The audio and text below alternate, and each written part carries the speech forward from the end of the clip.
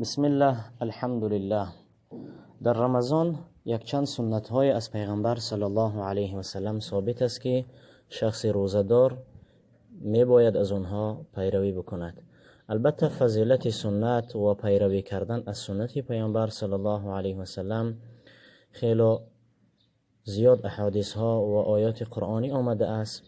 از اون جمله در حدیث آمده است که پیامبر صلی الله علیه و سلم گفتند چنگ زننده به سنت من در حالی که امت من فساد شده است، یعنی در حال فسق و فسادی، در حالی که مردم از شرع دور شده اند، به سنت من چنگ میزند، در آخرت برای او مثل ثواب شهید داده می شود. پس سنت هایی که از پیامبر صلی الله علیه و سلم ثابت شده اند در رمضان، از جمله اشان این است که هنگام افطار کردن با خوردن خرمای تر افطار بکنیم، یعنی خرماهای حجی که در ما و شما مشهور است، با اونها افطار بکنیم، یعنی روزه خود را با اونها بشکاییم.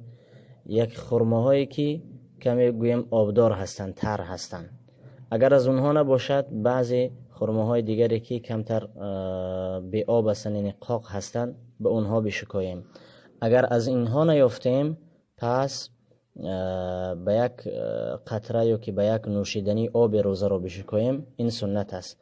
پیامبر صلی الله علیه و سلم افطار میکردن قبل از اینکه نماز شام را بخوانند، یعنی قبل از اینکه نماز شام را بخوانند با چنین چیزها افطار میکردند، چنانی که امام ترمذی رحمه الله در سنن خود تحت حدیث 632 این را روایت نموده اند.